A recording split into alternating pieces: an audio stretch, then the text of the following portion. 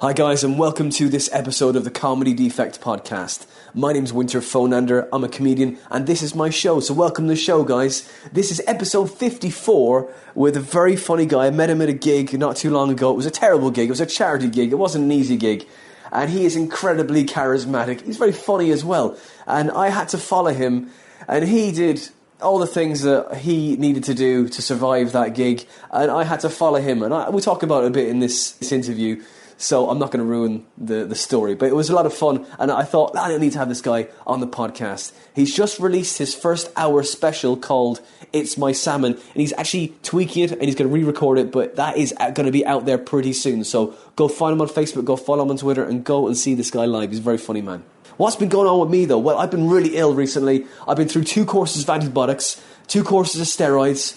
Not the anabolic kind, not the fun kind, you know, the kind that just help you breathe. I've been to A&E twice. Oh, it's been great. You kind of, as you get older, you forget that the body gets older too, and you can't spend all month in Edinburgh on an inflatable mattress and then come back down and kick your own ass putting the new show together. You can't. You need a bit of R&R. You know, these simple things that keep the body going and keep the mind from eating itself. You know, there's basic things. I know it sounds basic, guys, but I forget it sometimes. You know, you just get too focused on the prize. You're going for it. I'm going to do it. Doesn't matter. My kidneys have stopped working. Oh, great. I'm not sleeping anymore. You need to focus. To remember what keeps you alive is your body, and you need to take care of it. Without your body, you've got nothing. You've got nothing to get to gigs. You've got nothing to write for the gigs. You just need to take care of it. And it sounds so basic, but I forgot. And so I've been ill, but I'm better now. If you like this podcast, you can follow us on Twitter. We're there at The Comedy Defect. You can follow me at Winter Phonander. Now, you can also come see my live stand-up gig dates, and Danny Clives is fixing my website, which is nearly done. And they will be on my website, which is winterphonander.com. I'm also looking through that Guinness Encyclopedia, and I'm up to a page 100 in the Guinness Encyclopedia, and all those jokes which I'm reaping from that book are on Twitter under the Twitter handle at Guinness Jokes. Now, this is a great episode with a very funny, very charismatic, a really lovely fella. I say he's got his first hour special, which is being tweaked and it's coming out soon, called It's My Salmon. It is very funny, very charismatic. Luamba Majimba. Enjoy.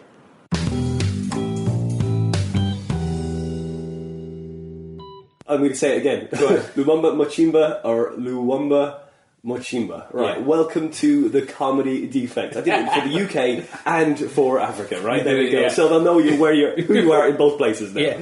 So welcome. Thank you. You've had a kid recently. What has been going on with that? I've just been a lot of late nights, changing nappies, been pissed on, weed on, pooed on, vomited on, the whole shebang. I've had it all. Yeah. Absolutely amazing. Living change for the world. The only time I'll ever allow someone to defecate on me. Okay, yeah. It's like, oh, fine. Yeah, you're like, great, it's happened. Right now I can relax. Everything's working. That's fine. And like, you know, you kind of like go through life trying to be humble, and that is one thing that certainly humbles you. For sure, right? Exactly. And you've got loads of material on it now. No. Oh, that's good, right? I've got, because the thing is about the whole there's a lot of people do baby material, so I'm trying to find like an angle that will make it a bit me. I think I've exposed myself to too much of that material, and I feel like I'm regurgitating myself. Yeah. So I might just take a break, and then I'll reflect back, and then probably try to write new stuff. I've got some ideas, but nothing I've tried on stage yet. Yeah, so. Yeah. At the moment, it's just too tired and too abstract, right? Like, I'm so tired, guys. Yeah. There's that Bring Your Own Baby gig as well, isn't there? I think it's in... It's up the creek.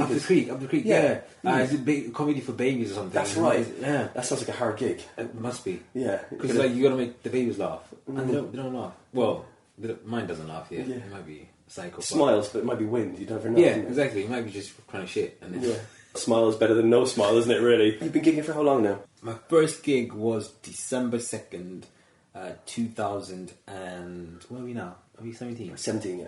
So 2000... 15. So just over a year and a bit, nearly 2 years. My first gig was Cavendish Arms. Yeah. Comedy Virgins, won that night, which is good. Oh, nice! Yeah, that's your first gig. That was my first gig. Amazing! I won a little trophy, and I thought I made it. I made it. Second gig died. That little Super Mario trophy in it. Yeah, that's it. It's like, oh yeah, that's great. Okay, just go put that there, and then everyone takes pictures of it. It's exactly. Great. It was up on my Facebook wall. I was like, I made it. This is what comedy is all about. Fair play. Yeah. Finally, a tangible sort of thing of success that you have, you know, that otherwise it's just all mental, isn't it? It's all literally. And so the second gig, where was that? So the second gig was the water rats. Okay. And I just died. Oh no. It was just horrible. Did you bring your trophy and just put it down on the table? No, I went there with the confidence thinking, look, I've nailed this. I know I've got this. And it just completely backfired. Everything. I missed my setups for the punch. I just rushed straight to punchlines. I'm just like, I didn't understand. Yeah. Comedy then. That's it. But did you ever invite people to a gig and then it went so horribly wrong? And you're you're like, listen, I swear I was better last time. It wasn't. Totally. Trust me. No, really. I mean, there's this room that I always do well in. Yeah. It's my bedroom. It's my bedroom. I kill it in the bedroom. It's great. I don't like to brag, ladies, but I mean that's it. But it's but yeah. So you're a teacher by. I'm a teacher by day. Comedian by night. Yeah, superpower. And dad as well by 24/7, right? Dad 24/7. Right. Dad as well in school to like 30 kids, which is a nightmare. And you're a primary school teacher. Yeah. Oh, that colouring in, that's it saying it. That's the old compare bit. Oh, a bit of colouring in, there we go. Yeah. I wish. I can't even colour in the lights. That's right. And it gives you a lot of material though, I guess. Like, I try not to talk about my work. Okay. In my comedy, right? I want it to be separate. I don't want any kid like googling me and then finding, this is my teacher and he's talking about. I know who he's talking about in class because they are quite tech savvy, these kids nowadays. So I kind of want to separate the two. I find that I meet a lot of teachers on the circuit, and I find that the teachers they're so well versed in knowing what they're going to do. Say like you have the right lesson plans all the time. You need to you're set down, and it makes it so much more. Well, this is what we're going to do now. Okay, everyone, this is what we're going to do next. I don't care how it went last time. This is what's happening now. That was a bag of shit. Well, fuck it, we're going on to the next thing. But that's it. They have a nice flow through the whole set, is what I'm trying to say. And you can really see, teacher, drama, they've done drama, or, they've done something, it's in perform. You can see it, there's that kind of thing. Or maybe a lawyer, and there's that kind of same sort of structure to that. It's just built into you because you've done it for so many years. Yeah. Have you found that's helped you as well? It's helped me in the sense that as you said, when there's a plan, there's a flow. So when things go wrong, you kind of like, I didn't anticipate for this to happen, and then going off. So I've tried. I do the plan. I have a set list. I've rehearsed that. And then also just being comfortable, and it's just come through stage time. Said, right, if it goes tits up, like it's going to just go with the flow. Just let it go. You might find some comedy gold down there, and if not, you've died a nice horrible death. Yeah, which is always fun. Like with kids as well, you've got to keep the best smiley face on. Exactly. No matter what's going on. Hey guys, I meant that to happen. That's it. That's exactly how it's supposed to go. Yeah. Oh yes, I'm glad you found that. Good work. Well done. Gold star for you. That's it. So you've got to keep on it. That is it. That's very funny, man. That's it. It's just primary school teaching though, man. That's a lot. 30 kids. Wow. 30 kids. It's a lot of work. But yeah, so I enjoy it. But hopefully one day I get to stop that and do comedy. I enjoy it, but just get the hell out of my life. I want to do comedy.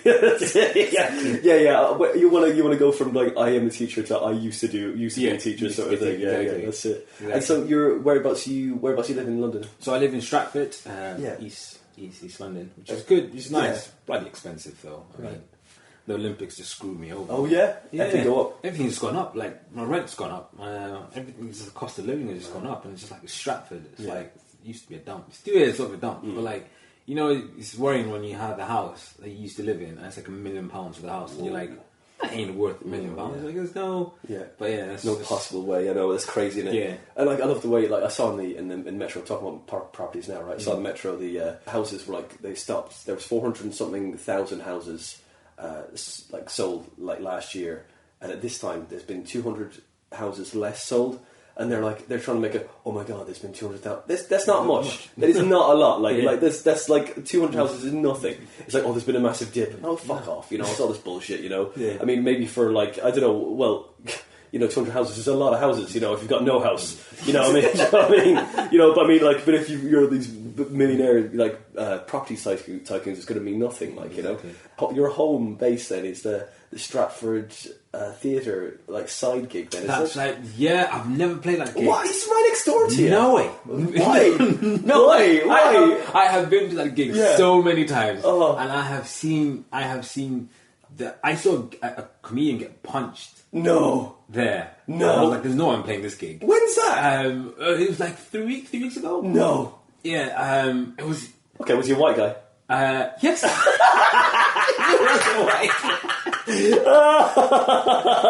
Oh, brilliant. I'm so going to go back there. That sounds hilarious. Tough ghetto gig. Who was it, though? You can cut that out, but... He's done a lot of the backyard. He's this white dude... I've forgotten his name. Yeah, he came on. It's absolutely hilarious because I was like, oh, let me go watch this gig because I did my one-man show at Stratford Circus. I googled you and I saw you. What's it called again? It's salmon. It's your salmon. Yeah. So like I was just doing some more gigs and finding places to do the gigs, and so I went to watch a few like comedy nights on a Monday night there. And I saw seeing some of the friends you meet on the circuit, like doing the show. I was like, oh, no, I've never done this gig. I was like, oh, cool, I'll watch. I'll come and support. And the first few times, and this time when the guy got hit, this bloke, this black guy, walks in, and because it's in like a there's a bar there. It's in the pub. It's in the pub, and there's someone eating. So the guy was eating with his missus, and the guy, the MC's up. He's doing his. And then he goes, like, you've come for comedy. There's like 10 people in here. You've come for comedy, and no one's like interacting with the MC at all. He's trying, he's like, he's getting a few laughs, and I'm trying to laugh, but it looks weird because I'm on my own, right? And then he picks on this guy. He's like, what are you here for? What? Well, you guys are a couple, and he goes, yeah, we're eating. And he goes, well, it's a comedy night. If you don't want to eat, you should have gone to Nando. And he goes, no, I want to eat in here. And they get into this big argument, right? And he goes, you're not even funny. Get off the fucking stage. Right? The MC goes, well, someone's got like, wow, and he's trying to do interactions like, oh, you didn't get any pussy, blah, blah, blah, blah, blah. Right? And he's like, are you talking to me? Like, oh, you're gay. And they start insulting each other. Guy gets up, right? And he's like, oh, you can't do anything, you can't touch me. Punches the guy in the face, right? And I'm watching, like, and then there's these two black guys who are running the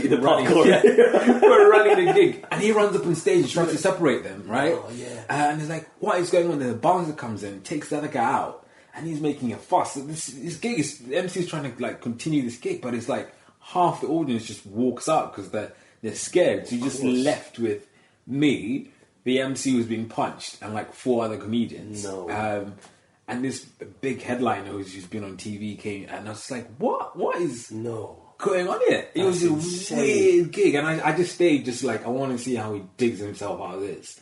He didn't. But whoa, yeah, that's it. Like, well, I mean, he could. I mean, did he get punched like hard in the face? He got punched like he had a little ice pack from the bar. It's great to be here, guys. Just like it's like what, dude? Oh wow, that's like the gig. I was like, I don't want to play that gig. Man. That's funny. I don't want to play that gig. Was it? Like, I've played it a few times. I played it like because I did a course years and years ago. This is a long time ago. The first course, I thought I'd try to do something like and said this before, but it's like I did for 20 quid to write this course, really cheap. And this guy with a guy called Jack Milner. It was like an East 15 acting school just around the corner, Okay. And did there, and it was like one day for 8 weeks. I fucking learned nothing really, to be honest. I mean, it was fine. I had a show at the end, and it went well. Yeah. And it was my best gig ever. I was you think in your head you were. Yeah. And then that was after I died. Then, but then because I did that, I was like, I walked past that gig on the way to the course, and then I'm like, oh man, one day I want to play in Stratford Theatre. And that was in my head. I was like, yeah, I don't know if I'll ever be good enough to play there. And and now I've done it a few times. Like, I'm like, it's a tough room, man. It's tough really room. like it's like you see MCs going there. Like I saw Jason Patterson, Robin Perkins, great MCs, and you see them kind of going, why? Why is this so hard? And they're like giving everything, and it's like it's so difficult. It's such a hard room to play. You got to really go in there like armored. And you think it'll work because the setup is very different, but it also looks semi-professional in the way it's set up. So you think actually it's kind of a really lovely gig, but it just turns out to be really, really hard and horrible. Yeah. I've only seen like one guy really do well, and there's a black guy, and all he did was like a lot of Jamaican jokes. A lot of knob jokes, and I thought, you know what, these are the staple of lowest common denominator jokes. Got to play to the crowd, innit? Go, exactly. This is it's a lesson in it. It's like, I mean, when I first started, I remember Leo Curse was on that night. I did well because my stuff was really basic at the beginning. It's like, as you say, like I go, okay, this thing and then that thing, and you go, no, it needs to be more cerebral than this, you know. And then you need to find that happy medium, isn't it? Yeah. But yeah, that's got punch and everything, man. That is interesting, yeah. And like, it was one of those moments where you're just like, yep, Great. I've seen it, I've witnessed it, It's like, if your gig ever goes this bad, it's no as bad as when you got punched in the face. Exactly. And the MC kept going, though. He kept going, yeah. Well, like, I respect that guy's work ethic, man. Yeah. He, with a nice pack on his face, with just 4 comics there, Yeah. just going, I just really want to put this on Facebook right now. Yeah, totally. They're trying desperately not to type into their phone. Is your phone out? No. What phone? What? I don't know what to talk about. Was there a carrot pigeon on your shoulder? No. Yeah. It's an eagle. It's an owl. Where are all these owls and eagles coming from? But yeah, so your show, it's My Salmon, right? Yeah. How'd it go? It was sell out, which was good. Great. I knew my wife was pregnant last year, so I thought, can I go to Edinburgh? And the thought was no, because there'll be new babies. So what can I do instead? I can either I wanted to take my show, get ready for Edinburgh, take it up to Edinburgh and do that. And I thought, look, I can't do that. I can't spend a month in Edinburgh because the missus is going to be home. So what can I do instead? So I said, I'll put on my own show. I'll hire a theatre. I'll do all the marketing. I'll just do one big show just for myself and see if I can actually put it together. Yeah. And that's what I did. A lot of bloody hard work. Yeah. That's like, I think the run up to that, I did maybe like 40 previews just to get it right. Because I found out Miss was pregnant in July. So I went on holiday in October. I went back to Zambia, my home country. And I thought, right, I'm here. I've got 2 weeks.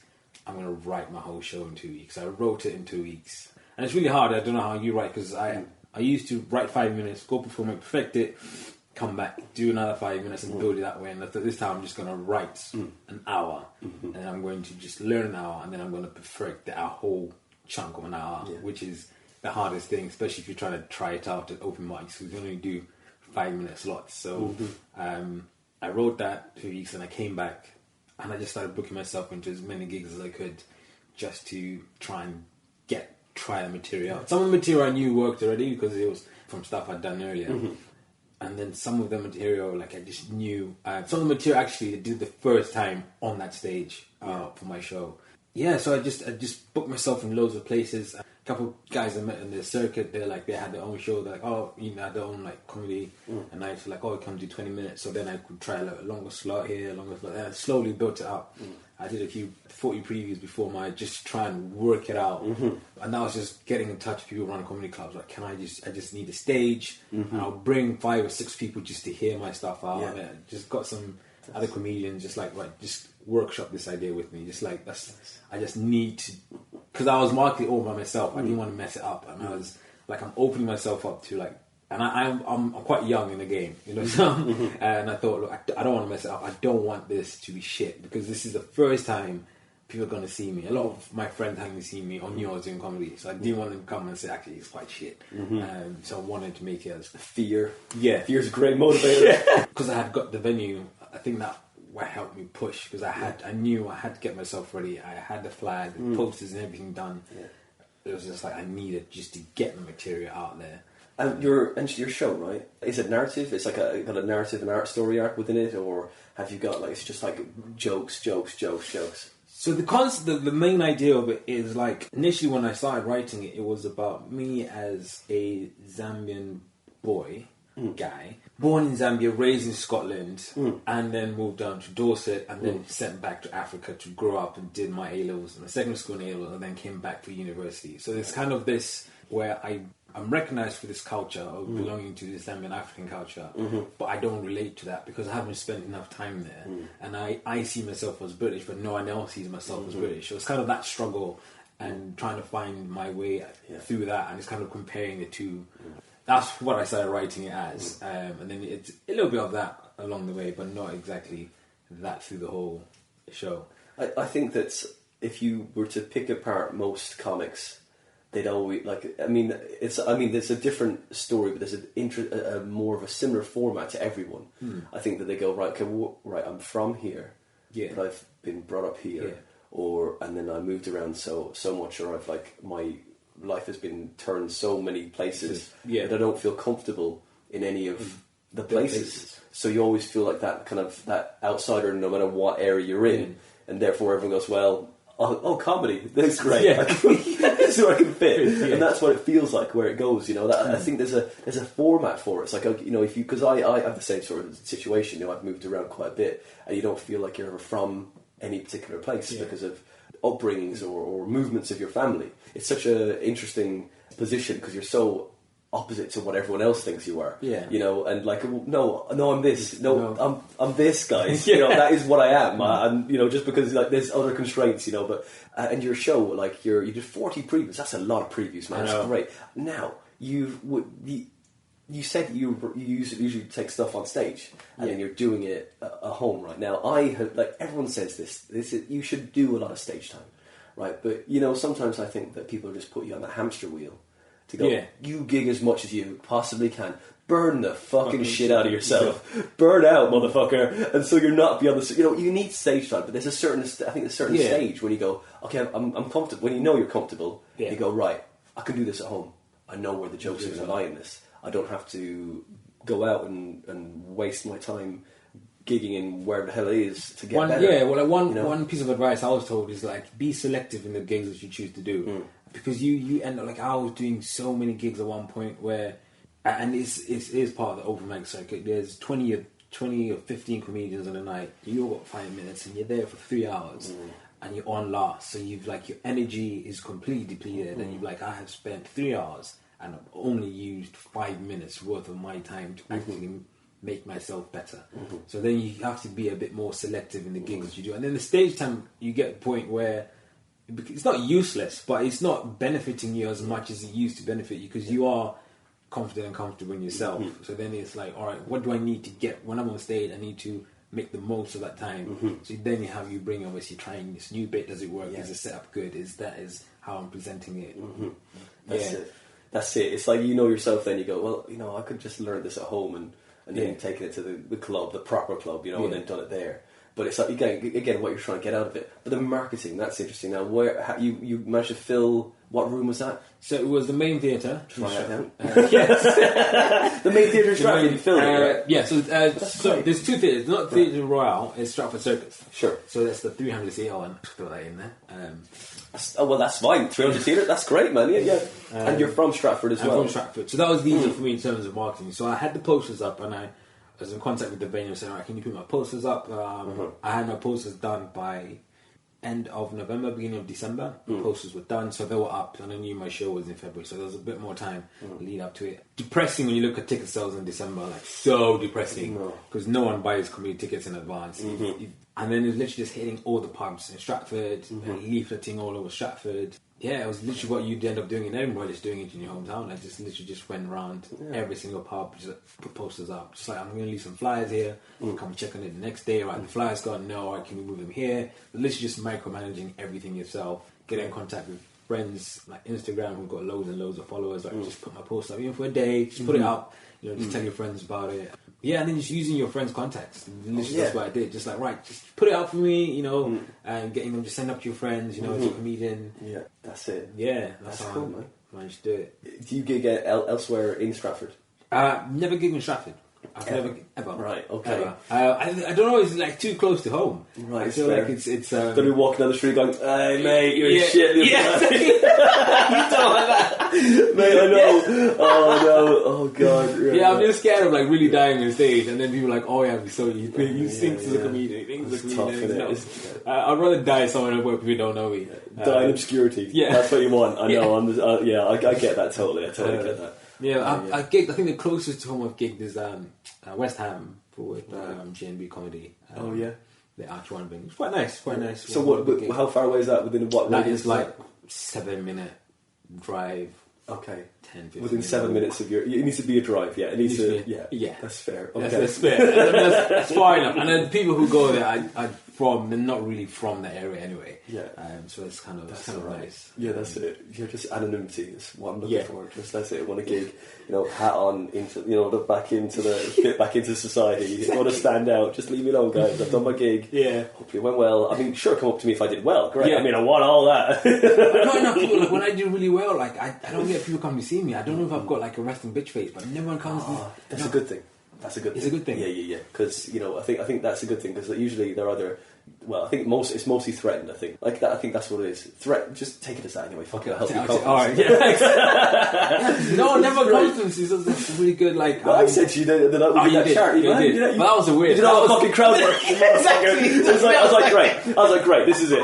Okay, charity gig. We're going to explain this for everyone who's listening at home. Mostly comedians. We did a charity gig in where was it? Ilford, right? Yeah. And then went in there and it wasn't set up for comedy whatsoever. And there was a line of audience all around the room. Yeah. A family in the corner who owned the bar, and there was no light. The mic was terrible, and bless him, the MC did his best, but it wasn't. Was he like a radio MC? Yeah, he was like a DJ MC. When he was and I was like, okay, and he just did one joke and then got me on. I was first.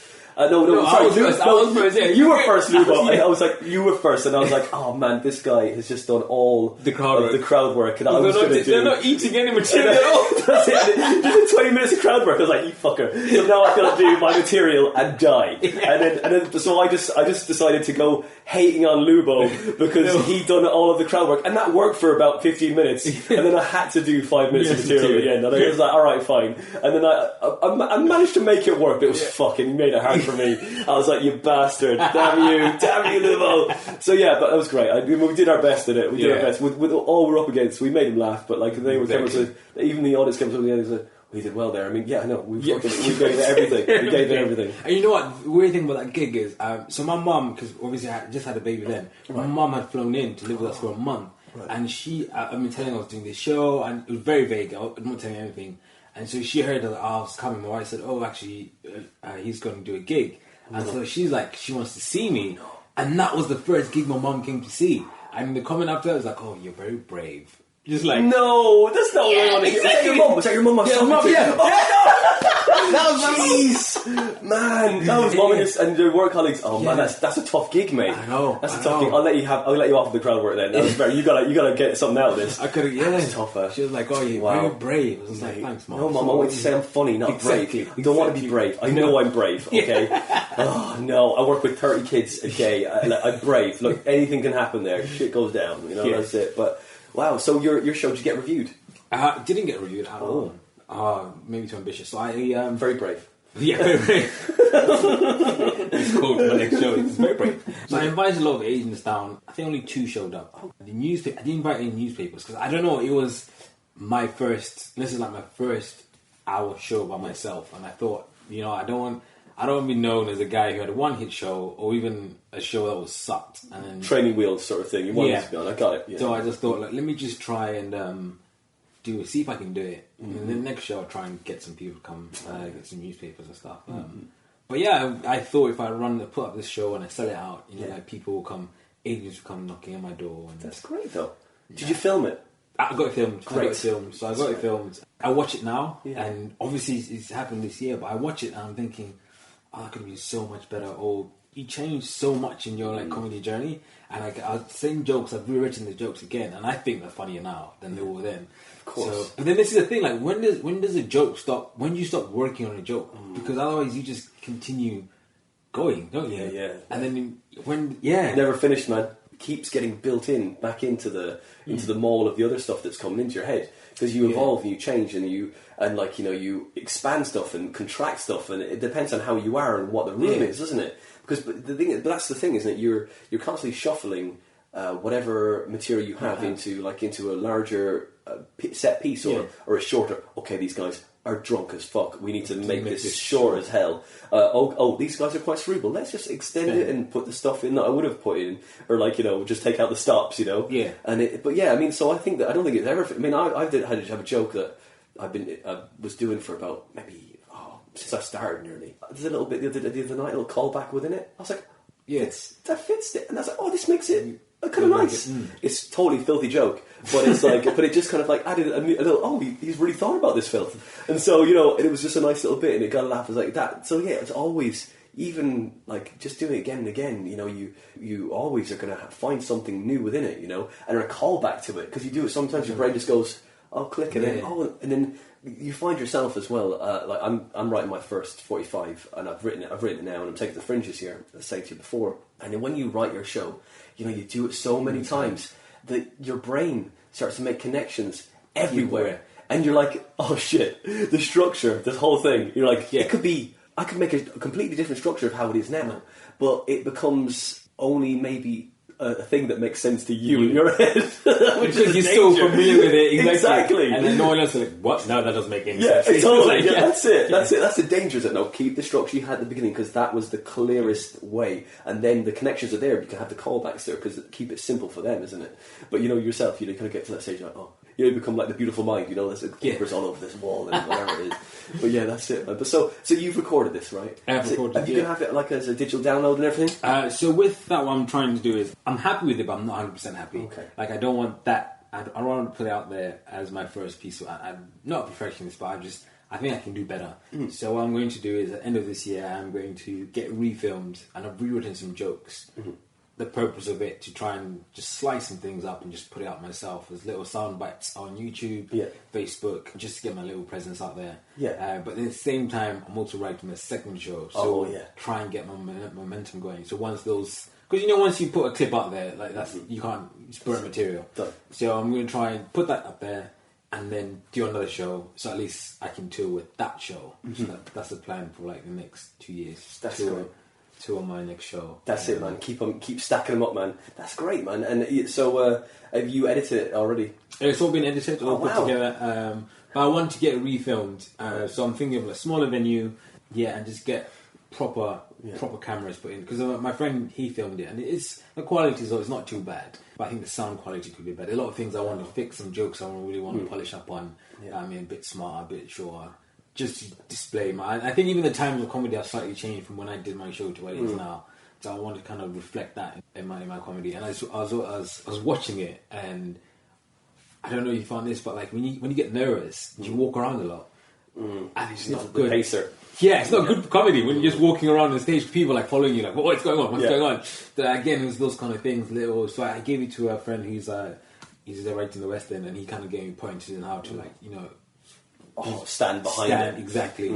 And you be like the focus point and set your feet and go. Exactly. That's it. Exactly. But you can move for an act out, whatever it is. Yeah. But it's like you think one foot should be nailed to the floor. Exactly. It's like there, to lunge to there, to lunge. That's it. That's true, man. Yeah, all the kind of things that you didn't know in like filming your show, which I had to learn. So I'm going to try and make those things a bit better. So when I do put it out there, it's of a decent enough quality. That's cool, man. So that's hopefully the end of the year. I'll try and get that done. So it's good. And how you said comedy's moved on? Is in like what people want, or what you perceive as your own personal comedy ethic, if you like, and what you look into? Yeah, like my own. So like when I was writing the show, I wrote stuff to what I thought people would find me saying as funny.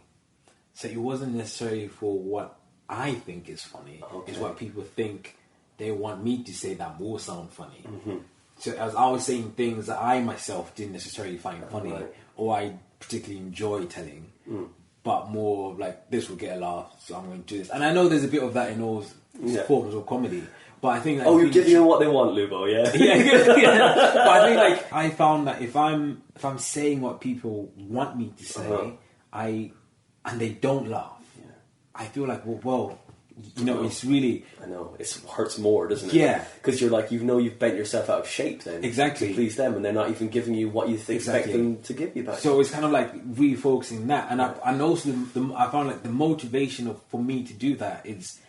It's diminishing all the time because like the less importance you put on like stages on making people laugh, then you start reflecting. Actually, who am I doing this comedy for? Is it for me, or is it just to make people laugh? And I know it's not a therapy, but it is some sort of therapy in there. In that I'm doing it for myself, but I also want to make people laugh. But then I have to be true to me, exactly. True to what I'm saying. Validate me with my own jokes, not the things you want to hear. I want to show you what I am, what I want to write, and you should need to laugh. I totally get that, man. I'm upset. But then I'm thinking like, will people find that funny? I might. But then I think, I think I have a kind of a unique kind of sense of humour. If more people I can get to laugh at what I find funny. Yeah. And it's sort of like it's easier for me to write that stuff because I'm not thinking of, what would people find funny. So I can say something, I can write a joke, come up and say it, and you, because you get me, you would get the fact that I do find this funny and why I find this funny. So that's kind of how I feel like comedy has moved. And also, like, I've been watching a lot of Netflix specials, BBC shows, and just the way comedy is slightly moving it's first of all, there's a difference in like American comedy and British comedy, but also in the British comedy, like the guys who are like breaking through, like the stuff they're talking about. It's very unique in the sense that it's them, but it's not them. If that makes sense. It's like it's their personality, but it's like their take on what everyone else wants to.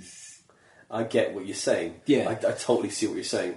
There's some high speed, real fast people out there. Like, I mean, fast talkers out there, and they really put a lot behind some stuff that they've written because it's not necessarily coming from their truth, if you like. You know, that sounds so cheesy, but it's like, not come from that. It's just like, oh, this is the colouring in by numbers of comedy. This is it, done, boom, I've done that joke. Yeah. They will all definitely laugh at this. There's none of me here. Yeah, but this is the format. There's a format to it. Yeah, I totally see what you mean.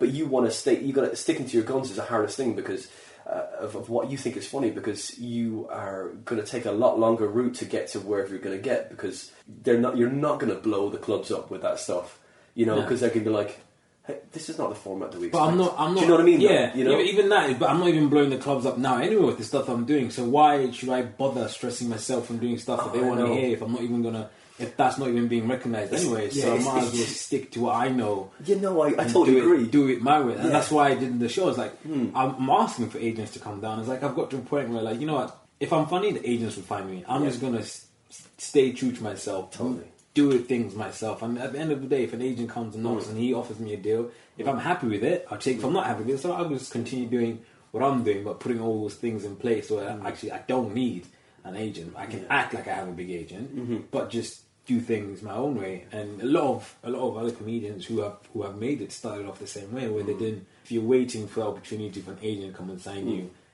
you're waiting for a very long time. Yeah, I think you just take matters into your own hand, do it yourself. And if you yourself can't invest in yourself, then you don't expect anyone else to do it. And that's my philosophy. So that's why I pay for my own show. My own tour, I'm going to pay for that myself. Just do it all myself. And if it works out, great. If it doesn't work out, I tried it, and it didn't work, and we just keep going. And you went out guns blazing. Yeah, and that's only one battle, man. It's not the war. Yeah. There's one battle, that's all it is. You just go, okay, right, next time, go this way, go over here. Yeah. That's it. Maybe not do Stratford. Don't get punched in the face, exactly. But that's it. But that's great, man. What you're saying, like, how, you know, you stick to what you want to do, and you don't, if you do, like you did a couple of jokes that you felt maybe were pandering to the crowds, because you knew they'd like that. Yeah. But say if you, like, I don't know, is this your missus? You have had relationships before, right? Before this missus as well. Okay, great. This analogy won't work otherwise. It's like when you meet a girl, she's like, oh, you know, I would be with you, but you know, if you had a better job and you did this, and then you get the better job and you do the things right, and then she still ends up with some other guy.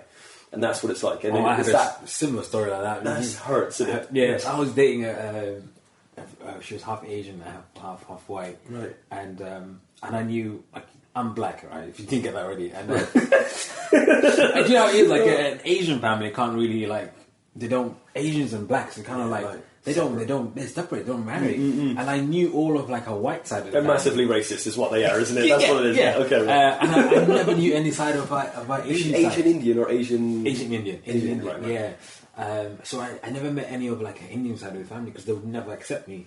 And I was doing alright. I thought I had a degree. I was working. You know, I was doing right for myself. And like, what else would you? But now, that's it. Never going to be good enough. Never going to be good enough. You know, look, I'm not going to go all full Michael Jackson on you. Okay, this is not happening. All right. I mean, I do not want to look like that. That's it.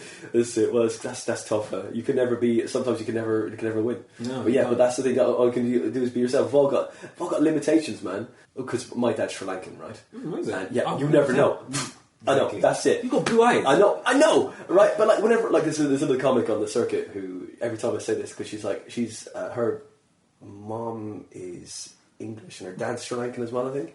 And like she, like, Stella Graham, like half Sri Lankan, right? And she's got more sallow skin and like she's got brown eyes as well. And whenever I say it, I'm a half Sri Lankan, I used to be a bit, and I was like, and she's like, no, Winter, you're not. And I was like, do I need to show you a picture of my dad? Do I need to get a DNA test to fucking show you that I have fucking hash? Right? So what the fucking hell? I swear to God, I do go very brown in the sun. I do have freckles, but yeah, it's not my fault. Okay, my mom was very controlling. Okay, controlled your genes too. Exactly. She got this shit nailed down, man. You've done your show, and you're going to write your new show. Do you know what the name of your new show is?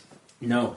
All right, okay. Just got loads of jokes you've written. It's not even jokes. So it's at the mining stage of just ideas and what I want to talk about. So I am going to talk about my son. What's his name? Ishmael. Okay. Ishmael, as my father-in-law would say, because he's Arabic. Right. He's not Arabic. He's Arabic. Your father-in-law is Arabic. Yeah. All right. He's Arabic. Arab. Right? He's an Arab. Yeah. If he's not Arabic. He's not Arabic. Okay, right. He's cool. an Arab.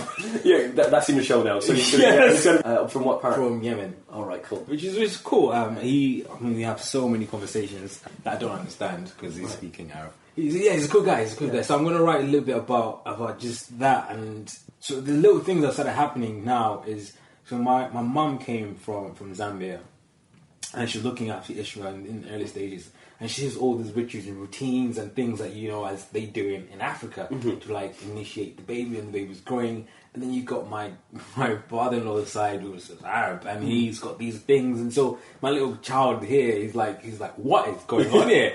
And it's like, it's my kind of response to that. So I'm going to think of writing that a little bit more. Yeah. I think it would be a cool... Yeah. And it's just like the things I've going through.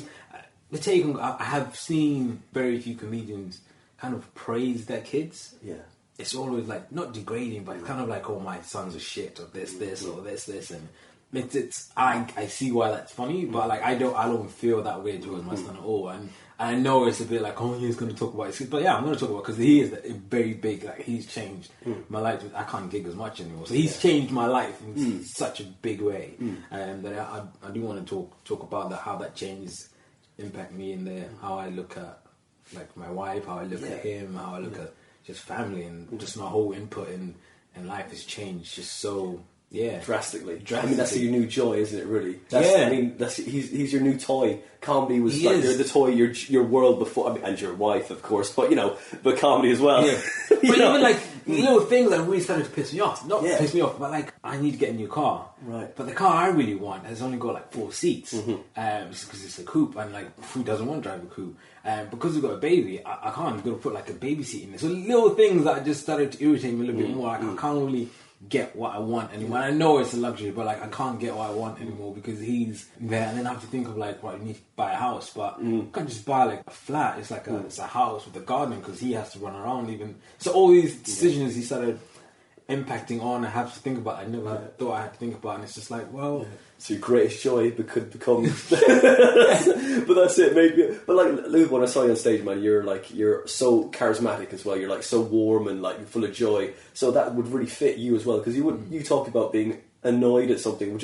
You would like, why is Lubo's annoyed? Oh no, and they feel sorry for you rather than like they're like this guy deserves to be pissed off. You know what? It's funny you say that. So I have a joke that I do about being black, being invited to a dinner party as the only black guy, and I've been trying for such a long time to get that angle right, and one in like 5 times I get the angle exactly right, where people don't feel sorry for me. People are laughing with me, and I was trying to figure out like why are people not laughing? Why are people not laughing? Too nice, man. You're too nice. Because they just don't believe that I can be annoyed, and they just think, I mean, like you could just play with the complete abstract of the whole thing, kind of going, guys, the whole family was killed today.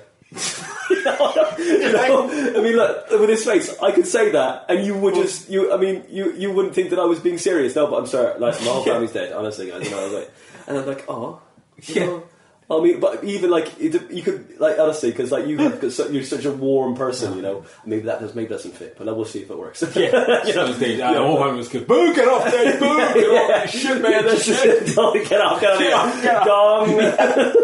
Have you done the store? No, I haven't done the comedy store. I'm going to try and expose myself. Okay. Okay. Works with kids, guys. 30 kids at a time. That's a lot of exposure. Okay. Now I know why you want to keep both separate. Okay. Yeah. And you'll keep under the radar. Just try and be good. And then when I start popping up, it's kind of like, oh, where's this guy come from? That's kind of the tact I'm going for. Cool, kind of like when I do pop up, they'll be like, there's this dude, like he's fresh, he's new, and I was like, well, I've been doing it for years. Yeah. I mean, a bit like who's the guy who was on Britain's Got Talent, Delisa Chipondo. Yes. People are like, oh, he's a new comedian. Like he's been going for years. He's on the circuit for years. And now he just got his break, so obviously it's good for him. But like he kind of popped up on the radar, and people are like, he's already that good. He's ready for those things, and I just want to get to the point where, if people throw me a theatre, well, I've done it. I've played my own theatre. If someone throws me this, I've done it. Throw your salmon. That's it. So like you're ready. So you're not breaking your back to kind of like. So all the things behind are in place and you're ready for that. Totally. That's the kind of tact we're going for. You take a long time. I think it will take a while, but it's a long process, man. Yeah. Do you improv as well or anything like that? I haven't done improv. I used to do a little bit of acting. I haven't done improv. I think it's a good improv. It's fun, man. It's really good. Like, it gets you comfortable. I've done a lot of MCing. That's a bit of improv. Oh, that's great. Yeah, that's same. That's more or less what it is. One man improv, isn't it? Really. Yeah. You know, and then the stuff that what you do, blah, blah, blah. If you can make something fresh out of that, which is it. People, they do complain about those questions. Well, what do you do? Who are you? But like, you know what, right? It's the information you get and what you do with it that matters. Exactly. It's not what if you just go with the same bog standard replies. Right. Then it's going to be hack as hell, but if you just go different with it. Where's your favourite place to play? I like G&B's Arch One in East Ham or West Ham. That's really friendly. That's one of the every time I've played there. Carl Wallace, who runs it, he's a great MC, but the way he runs his nights is absolutely like you just feel like this is nice. You don't feel like you've made it, but you've had a good gig, and you've had a really good gig. And everyone else has had a good. It's one of those where you want everyone else to have a good gig. Because then you have a good gig and everyone just has amazing time. You come off, you're just buzzing, you're fresh, and it's one of those if you had a really shit few gigs, get on G&B. I like that one, and it's not too long. I think it's an hour and a half, which is quite good. A bit of magic in there, so a little bit of which is nice. Mix it up. Another place I like playing downstairs, the King's Head. Oh, that's very nice. That's a really nice one. When it's full, it's nice. I've played it when it's 20 people, but when it's full, it's really. Really, really nice. Where else was I playing? I used to like playing in Cavendish Arms. I still do a few here and there, but it's just too long. It's really nice. I like the atmosphere and the fact that you've got half the audience is a genuine audience. They're bringers, but it's a nice thing. Because I've won the trophy a few times, so. Just in there. I love it. Just one of the trophies you times. And how many times exactly? I'm not counting 9, but 9 times. I'm not counting. 9 times. But you get to a point where I don't need to go out to get a trophy now. That's all right. Guys, this is double figures, guys. You can't take a bag with you with your own trophies. But this is the thing, though, right?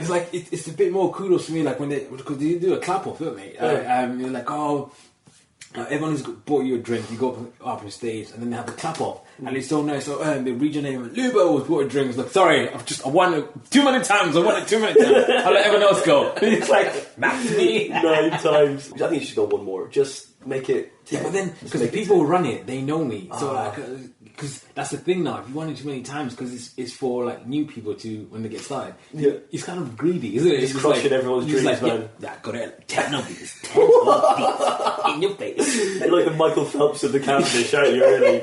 You're like, gold again for me? Oh, never mind, everyone, I've got a drink. Okay, I mean, all the other comedians just fucking so bitter at you. Do you see people you know when you go there? I see a few people who, a lot of new people starting up, they play that type a lot. The people want to try new material and stuff, just try and solidify it, they go. And it's good because you get immediate validation, buy him a drink. So your material is good if you need that kind of thing. But you get to a point where I know myself if it's funny or not. Like, I had a joke I did. You can cut this bit out if you want. I did a joke. Well, cut your jokes out. I don't want to burn them. Yeah. I used to do so what racism. And it's kind of like I'm not racist. I don't see color. I don't see black and white. All I see is Jews. And I was like, that's a lie. It changes. So I used to say that's a lie. Jews live in North London in a little concentration, right? And then people were like, I used to get two responses. People would be like, ooh, bit much, or they'd be like, oh, that's hilarious. He said concentration Jews. And then Carl he said don't ever leave on that joke, because I left. I used to just leave it and just like walk off. People were like they'll either laugh or do that. I enjoy leaving people like on edge. Yeah. It's like when Carl's like, no, they've come for comedy. Don't leave them on edge. So then I changed it. It's just like I only see Jews. That's a lie. Jews don't live in black areas. They just own that shit. Great. And then they kind of like that. But like everyone says, why do you always talk about Jews? Like, why do you always talk about Jews in your sets? So it's just like, well, because everyone else talks about everyone else other than the Jews. I mean, like, I know they started off with like Jews, like going down the Jews was quite a big thing, but in the olden days, and they kind of stopped. And then it's the Muslims and the blacks and kind of thing. But like, Jews is a very touchy topic, and I think it takes. I'm not mocking or. It takes skill to do it correctly. Yeah, you're doing it. You're stating a fact. Yeah, you're just like, if they own it, they fucking own it. Yeah, you know the name on your landlord bill. Oh, that's obviously a Jewish name. There's nothing wrong with that. Like, but then it's like, it's the line where people are like, oh, you can't make fun of that, and it's like, but why? But it's so I tell Jewish jokes. For me, and it's not for anyone else. It's like, because I think I'm saying the truth. That's why you're just stating. So I say, if you're stating a fact, like stereotypes, some of them are there for a reason, right? Yeah. And like, if you do it with a good heart, go, look, I know this person. This person is like this. Yeah. And they're not doing anything for the stereotype, but they are like this. And as I say, it's like everything you got to say with the right intention. But no, that's great though, because you got to do jokes for you. There's a guy last night I saw, who was went up and did a bit about being from Norwich, and he was saying that Norwich is like 98% white. He said, like, if Nigel Farage owned it, he'd think they could probably do better, that kind of thing. Yeah. But really, it was like he didn't have the confidence and to stand behind that, because it wasn't a bad thing, because he was talking about Nigel Farage, but he said it and went and backed off from what he was saying, and that's the thing. So yourself, you do these kind of places and you go, right, you learn how to work that bit of tense situation into gold. You did acting as well. Yeah, did you do acting? Oh my god! So this is gonna sound like I did more than I've actually done. Go for it. So that's what I want. So the acting I've done. I've done a few short films for a friend who was doing media studies, and so he wanted some actors, and I did some acting for him. I was on a BBC World Service short a few years ago. It was the advertising BBC services, and we just had to go in and do like a lot of facial things, which was kind of cool. What? Just making it so basically the facial thing now. Go on, do it. So it was like happy, angry. Oh, I can't do it. Yeah, go on, do angry for me. Go on, try it. I can't do angry because I'm happy now. I was like, I can't do it. It sounds like So I was like, it was pretending you're watching TV. Now, so the brief was, you're watching TV. There's a camera straining you. Right, we're gonna shout your emotions, and we want you to transition to all these emotions. So like, excited you're watching football, so like you're tense. So the goal's about to go in. It's going in, and it's gone in, you blow up, and it's like, it's been disallowed. You're like, oh, what? The kind of thing. So he's going through all these emotions. That was really nice. It was like 10 minutes work, 350 quid. Amazing. Nice. Amazing time. Then we did one from a friend. He was filming a short, Millwall versus West Ham. I think they were playing in an FA Cup or something like that. And so he was doing like a big preview that they're going to show on the screens. He got me in a Millwall outfit, Millwall kit, Millwall scarf, to walk in a West Ham only pub and film the reaction of it. It was the scariest. I thought I was going to die. It was just so bad. I genuinely thought, like, we had to get the police. Oh no, it was that bad. I thought I was going to. This is a black guy. First of all, Millwall was racist, right? So it was like, it's a black guy wearing Millwall proud and a scarf, and I walk into West Ham and order a pint, and it's just like. And it wasn't even like a proper like builder's pint. It was just like a cider. Can I get cider? Peach. Blackburn in that please as well. gayest drink ever, you know? And just like, it was Yeah. horrible. Yeah. And he was filming it, and he's just like, and he's in the earpiece, he's like, keep going. He's, oh, you know. I go over to this guy, and I'm like, I can't do this. And just like, keep your face. I genuinely thought I was going to die. We walked out of the pub, and I'd come back, like, I'm so sorry, we were filming something, hope you guys don't mind. Like, it was just, I had to, because I didn't think I was going to, like, make it. Like, if they'd seen me outside, they're like, that's like geezer. And I was probably like, so I did that. That was quite interesting. So, like, did they have the camera? There were cameras on me. There was cameras in the pub as well. Okay.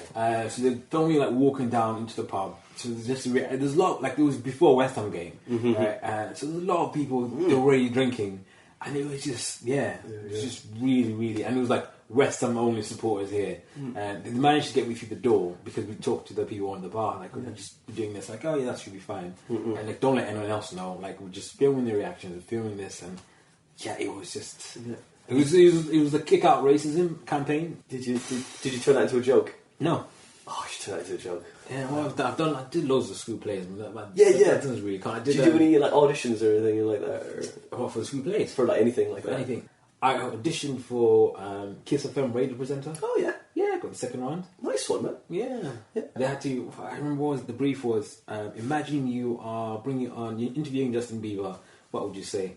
I said, fuck off, I wouldn't like to interview him. He irritates me to get the job. Oh no, you said fuck off! In the BBC! You know, it was a Kiss. Oh, Kiss. Oh, right. Oh, no. That was the time when the Hate Justin Bieber campaign was like at the peak. It was like, nah. Oh no, like, damn it! You could have been on radio. Could have been. Shit. That was so close. So close. That was a good experience. I wouldn't do it again though. So your show's about like the rituals that your family are trying to imprint. Both families are trying to imprint on your child, right? Yeah. You have the Zambian rituals that were imprinted on you, right? So I've got some of those rituals, but they're very. It's kind of. I don't even think they exist because we were here when I was growing up. Sure. So I think it's just what my mum and dad made up. So I might think these are rituals, and then like my mom has got the proper rituals, and just like, well, hold on, you didn't do this to me. And it's like, oh yeah, we did. And then she's trying to justify the fact that she did this, and it actually is a ritual. But it's like, why aren't you doing it to my son? It's like, because it's not a ritual. So it's kind of those things. The lies unravel. That's it, man. And like, so my wife is thinking of like school. I'm like, he's 3 months old. It's like, no, you need to go to like a Montessori school. And so I've been thinking of like the school I went to in Zambia. I went to an international boarding school. It was like I could never afford to go there now. It's a private school, and like all the heads of states sent their children to this school. It was like one of the best schools in all of Africa at one point. And like the students last year, I found out the last exam sittings, and one of the students got the highest mark across the whole world. I think in maths and agriculture or something like that. Like no one else in the world got a higher mark than this person, and like this school. And the school fees like ridiculous. And I managed to, my dad wrangled his way to get us to go to this school. Yeah. So it was like, you can imagine in the middle of Africa, it was in the middle of like a farm block. There was just this school, like a lot of white people just there, right? Like little like camp thing. We learned the English, it was an English curriculum, so we did GCSEs, right? And it was just like, it's a little bit of Britain, but in Africa, really weird setting. So I learned Shakespeare. And you can just all the plays I did, like Taming of the Shrew, Midsummer Night's Dream, and we take these on tour. And then you go on tour and you perform it like Shakespeare to like people who don't really speak English that way, and you hear the thous and to be or not to be and all these things, and you're like, what is going on? This is really surreal. And I was telling like, oh yeah, just send my son there. And she's like, no, like he's never going to boarding school. It's like, yeah, but I turned out alright. So it's kind of like there's that thing of growing up with like. You grow up in this bubble, and then when you leave that bubble, like when I went out and visited like my parents or my grandparents outside school, it was very different. It's just like you're programmed to think this way, and that everyone else around you is thinking in a completely different way, completely different. And you're just like, what is going on? So you're with the kids, and stuff, but like that's a weird thing, isn't it? It's like, you know, you kind of go, hey, but I turned out alright, and then your wife goes, no. Hang on a second, we'll get back to that. Isn't it? We'll come. Yeah. Let's just work out where we're going to send our son. Yeah. So you're boarding school, which is the best school in Africa, right? Yeah, at one point. Okay, well, no, use it. No, let's not beat yourself down. Let's say you're best school in Africa, right? Yeah. And there's like this guy came first in maths and everything like that. You should get hold of him and get a quote from him and put it on your poster. This is, he's great. Honestly, his arithmetic is amazing.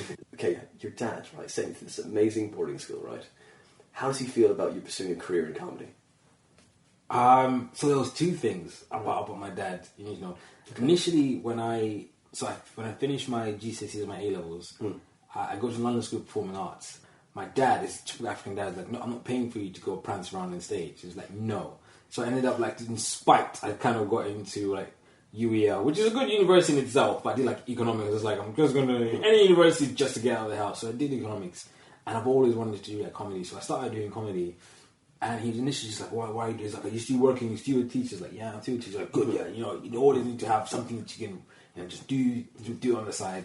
And then coming up to the show, and I sent him a picture of me standing by my poster, and then he just replied, I wanted to be an actor. I could have made it as an actor, and I was just like, go on, son, you can do it. And that's like the first, like he's trying to live his acting dreams through me. That's great. So that's kind of like it's helped a bit. It's like, I'm alright. So he's kind of like, keep going. He's kind of that's great, man. It's kind of bonding experience with you and your dad. It's like, go on, son, you're doing it for him as well. But it had to be like a poster. Actually, it happening for him to actually say. Him to give me like good words. So it's great, man. That's it, your blessing sort of thing. Yeah, that's nice, man. Yeah. Has he come to see your show ever? Nah, like no one from my immediate family has seen my show. You could have sent him.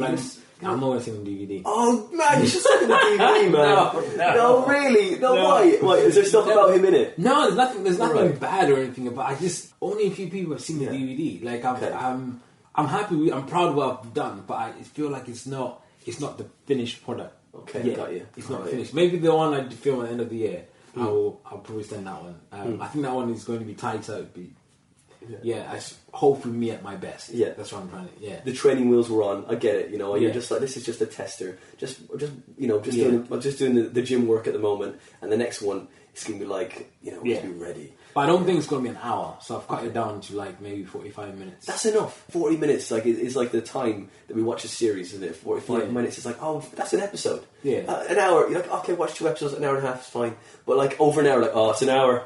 It's an hour, it's a lot. It's one whole hour. Yeah. That's a lot of my time. That's it. I want to watch 2 of these things. Yeah. That's what it is, yeah. But that's cool. Like, so the feedback I got from my show, from the audience members, I did an hour, and they were like, we felt like it was 30 minutes. I was like, no, I trust me, I did an hour. Like, I was, at the end of it, I was just like this. And I had to cut off a lot of my jokes from my initial show, because I did my mother-in-law's in the audience, and I did a lot of mother-in-law jokes. And, and they laughed, but it wasn't, like, I don't know if you like, listen out for the laughs when you're doing it. And because I had to, like, my wife just said, oh no, there are laughs there. And like, I didn't hear those laughs. So she said, no, you got to listen for them. So I started listening more for the laughs, and it helped with the pauses. So I was like, the laughs were a bit like, not muffled, but just a bit like, oh yeah, oh no. And I was like, okay, okay. So what I did is I was like, maybe I'm not going to do any more mother-in-law jokes. I had the guy who was opening for me. He did a lot of like knob jokes and like crude. Great. And the reason why I put him there is like, if they didn't go for him, then I wouldn't do it in my show. Totally. So they didn't really go for him. So I was like, I'm going to cut that bit off. So I cut maybe like 20 minutes off of my own show. So it could have been like an hour and 20. I just cut like the no jokes, the mother-in-law jokes. Just cut them off and just they're not really going for it. So I'm not gonna like. That's good. Indulge them into it, especially if it's your own show. You don't want like you had like a good 45 minutes. You don't want to end up like the last 20 minutes of it. It's just like that's right. That's what they remember, isn't it? You're right. It was fine. It was in the middle. There was a bit of a sag, and like to keep it tight. Yeah. But that's great. That's a nice idea to as well open with someone who's completely different to you. Yeah. Because I've seen a lot of comics. They do someone's a little bit similar, so they just ramp it up to them. They go, similar to that, but this guy, the headliner just takes it to the next level. The fear for me was that what if that guy is better than me? Like I didn't want him. Like the fear is I didn't want them to enjoy him more than no. So if it's completely different. If it's like, but he's my excuse is he does musical comedy. Sorry, it's like I do stand up. That's completely different. So it's like it's a bit of like even if he can smash it, which is good because then the crowd are warmed up for me, and I can do something completely different. And my hope is that I'll also smash it because they're already laughing. So that was my thinking behind it. So, I don't know if he smashes, it's just doing stand up, and then I come on and he's like way funnier than me. then it's a bit more to compare. And I just do one now. Right, you need contrast. You're Yeah. right. But I think what I'd like to do then for my show, I think I might get a mime. Go on, you get your balloon out. Go on. Oh yeah, is there wind? Is there? Oh yeah. Oh, you got a suitcase? Oh yeah, it's really strong wind. Oh no. I love it if you be commenting on the side. I'm like, yeah, you got wind, mate. Yeah. So like, heck of a crap out of him. Yeah, that's the wind of unemployment coming towards you, my friend. Oh, welcome to the show, guys. Oh, it's Michael then. Yeah. And I'm like, yeah, great. Oh, thank God, that guy's gone. But that'd be great. I think that's what I'm going to do. For my show, I'm going to get a mime. That's it. Mime at the top, and then maybe followed by, what else could I possibly, that they'll really hate? Just one of those guys just stand still. Just for like 20 minutes, like two acts, you know. And do they put like something in the bucket? So what your bucket collection is, and then when he put something, then he moves or he tells a joke. That's it. Bucket collection. That's all. He just stands there, and a really awkward moment when he just sets up as well. He just comes out and goes, and then stops. Yeah, then we'll hate him. That's great. Silver dude. That'd be great. Like that. Oh man, classic. Someone's going to steal this now. No one's going to leave this in. They're going to steal it. But right. Okay. So Lubo, where can we come and find you? Where can we come see you? What do you want? Do you want all this kind of stuff? My Instagram and on Facebook. I'm very crap at social media. Right. I'm like the worst. I got an email the other day saying you last updated your profile 8 weeks ago. I'm just like, yeah, I'll be putting some dates up on my Facebook page and posting up on Instagram in my next few gigs. I'm down in Edinburgh for 3 days. What dates are you going up? So I'm going 9th, 10th, 11th and 12th. Right, cool. So doing a few shows down there. Try and get on some other shows as well. So a friend of mine who I met in the circuit, he's got 2 theatres. So he says if you want one, you can get one. I just wanted to go and see what the Fringe is all about, really. Oh, and sorry, a question for you then. You're from Scotland, right? Were you living in Edinburgh? I was living in Motherwell. Oh, right. For a few years. So I've never been to Edinburgh though. First time for me to go. Have you got places to stay up there? Yeah, with your friends? Oh, you've lucked out. Biggest expense ever accommodation. Yeah, that's great, so my friend who used to teach down in London, he's moved to teach up in Edinburgh, so I'm staying up with him for a few days, which is going to be brilliant. Yeah, because I tried to go up last year. Travel lodge is 250 quid a night. It's just like, I ain't paying that for travel lodge.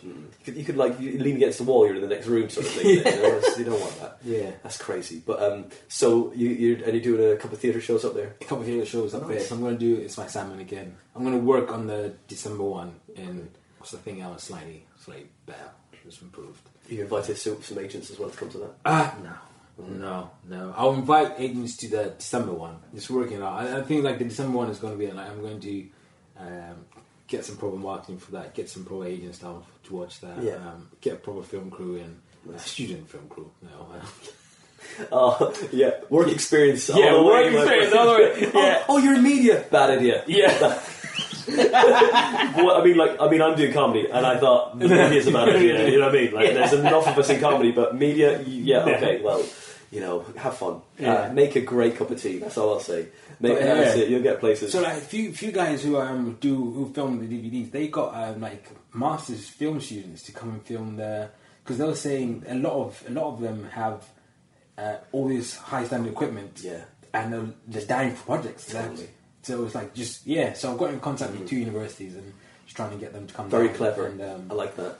So there's so many ways that you can do things yourself. Yeah. And I think that's for cheap as exactly because they're getting experience as well. You know, and they can put that credit on their CV. It's like the thing is, you've got to be clever about this because I'm giving them all the memory sticks, so I take them back at the end of the show, like it's mine, then I'll edit it and get someone to edit it for me. Great. And then if they want like a copy of the finished, they can have that, but not of like the raw cuts. Yeah, that's good.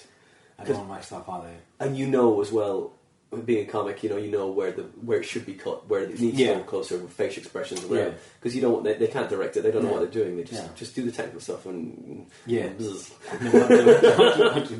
That's great, man. All right, so what's your email and so my Twitter is at Lubo for real. I thought I was real. Same with my Facebook. Just type in Lubo. Comedian. That's me. Instagram Lubo for real as well. You find me there. All right. Website coming end of the year. Hopefully. Right. So Luamba, Machimba, and Lubamba. Whichever one it is. I gave him my tribal name. That's my granddad says. Okay. But you want to hear tribal? Go on, tribal. It's Luamba, Yeah. Mujimba. Okay. Yeah, because there's no CH, it's J. Okay. Mujimba. Good bit of bass at the end. I like that. Luamba Mushimba. Thank you for coming on the No, Comedy thank you for Defect, having man. me.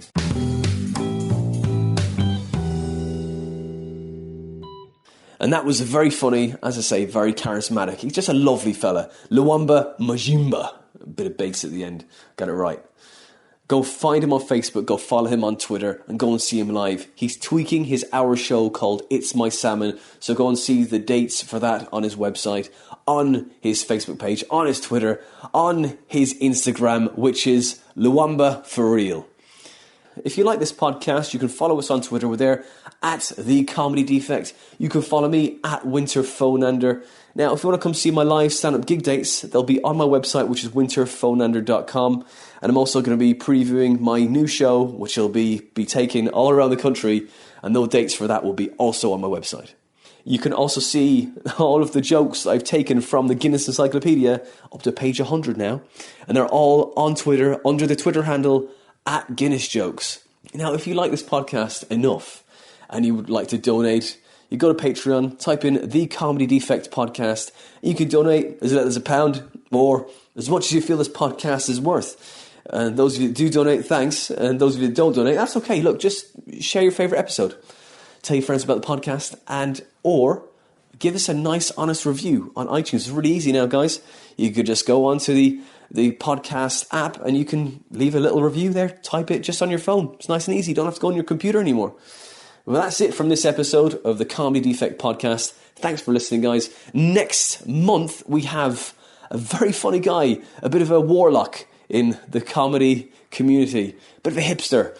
It is very funny. He's a very funny guy, and he's a lovely guy too. It is Andy Story. That is for episode 55. And that is it for this episode of the Comedy Defect Podcast. We'll see you next month with a very funny warlock, Mr. Andy Story, for episode 55. Until then.